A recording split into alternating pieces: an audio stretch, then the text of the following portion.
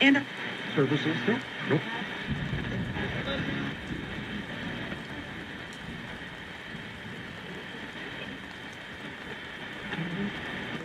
Each year losing.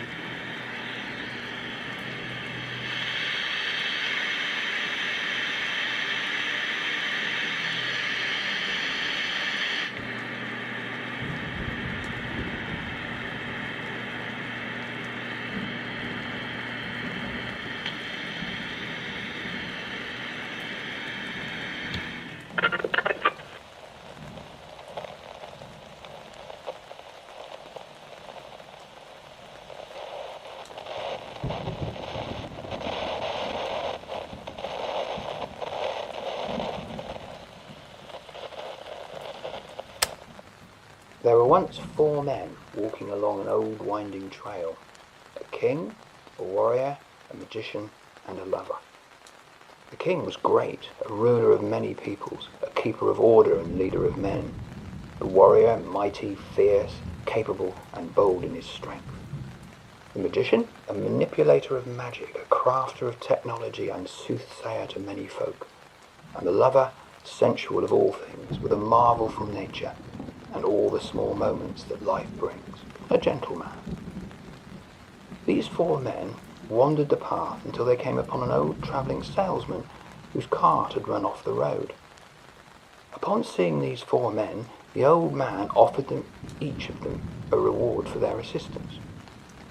To the king, he gave a ring that would make all who kissed it kneel before him. To the warrior, he gave a great sword that would cut through any armour. And to the magician, he gave a powerful orb imbued with the magic to manipulate all things. And finally, to the lover, he gave a flute that when played would make those he desired fall instantly in love with him. Having helped the old man with his carriage, and on receiving these gifts, the men continued along their path. And finally, at a crossroads, each went their separate ways. The king, happy with his new ring, travelled back to his kingdom, and there he began ruling once more, listening to his people and their needs, and keeping order over his lands.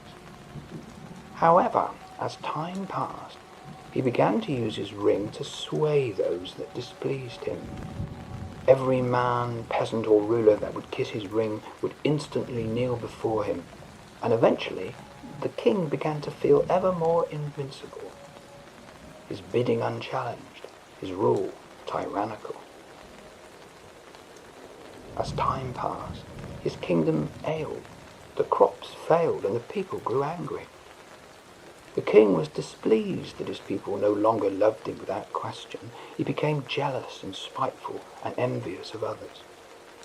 Madness crept in as well, and suspicion of all those in his court.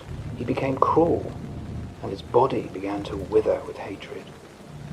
His enemies and allies alike plotted his downfall. Meanwhile, the warrior, brandishing his new sword, went back to his homeland, only to find that a group of bandits had taken up camp nearby, terrorizing the villages and robbing those who travelled along the road. The warrior, angry at these bandits, went in search of their camp. Feeling righteous, he searched the hills until finally he stumbled upon them. Their encampment was small, with several tents.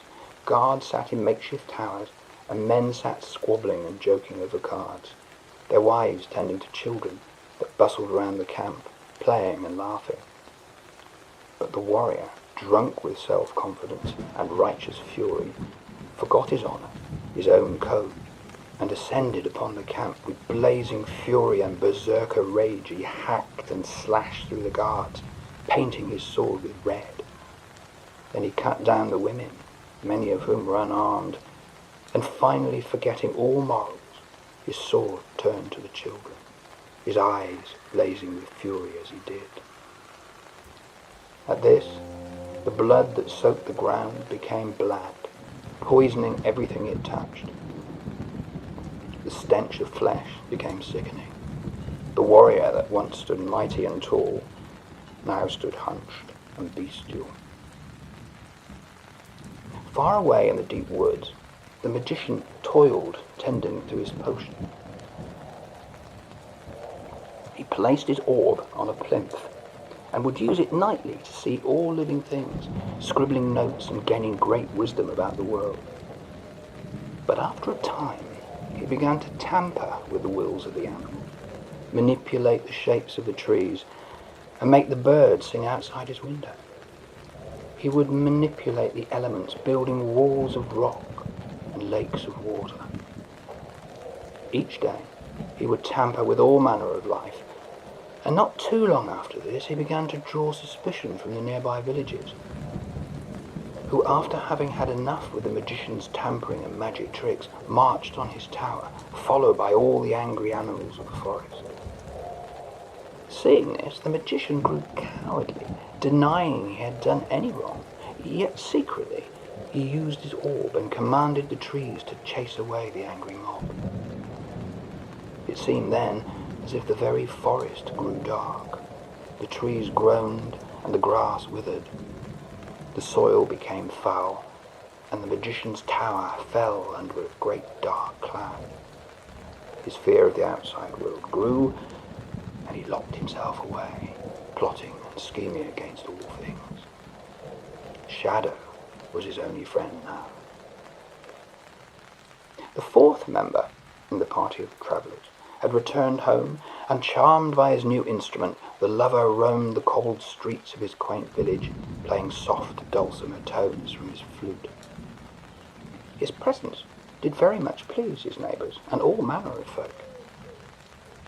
The lover used his new instrument for many months, playing tunes to girls he desired, who would quickly fall in love with him. He became enraptured in bliss and carnal sin. Yet as time passed, he became addicted to this newfound ability he possessed. Eventually he was surrounded by women who were obsessing over him, so many in fact, that the lover could not keep up. His love became impotent, and he neglected both himself and those he had put under his spell. He could no longer love things anymore. Even the beautiful woods, the flowers and the birds that he used to love to watch in times gone by, seemed dull and grey to him now. He became sad, depressed and lonely, and despite being surrounded by love, he felt empty and useless. Nothing was beautiful to him anymore.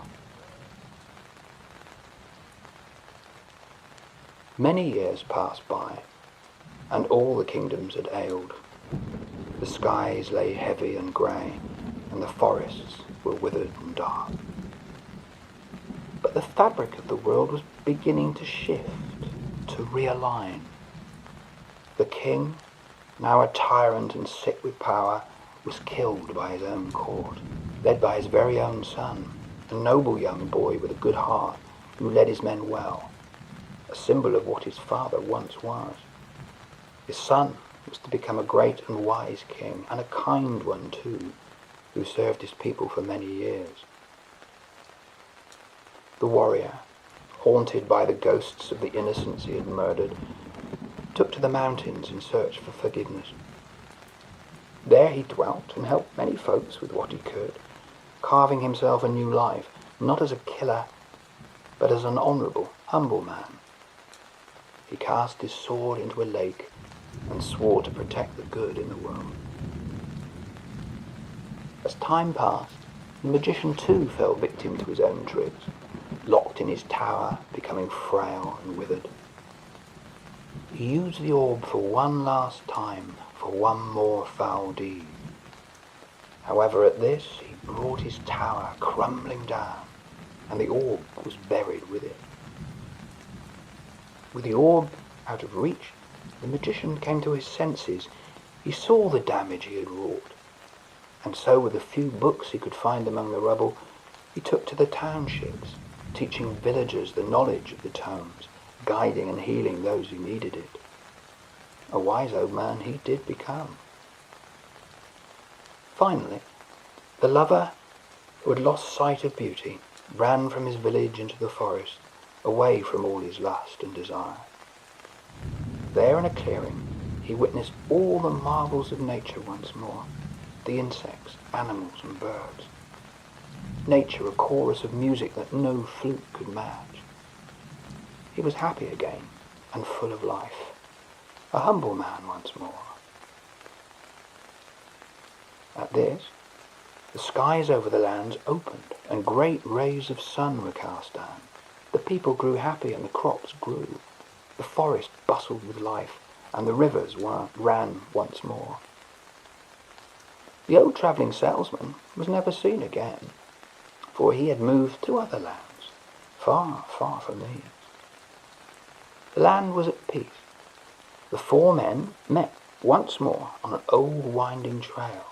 The new king, the wise magician, honourable warrior, and humbled lover. There they agreed that if they should stumble upon an old man with a cart that was run off the road, they would need no reward for their assistance. And so they travelled along, together, harmoniously, whole.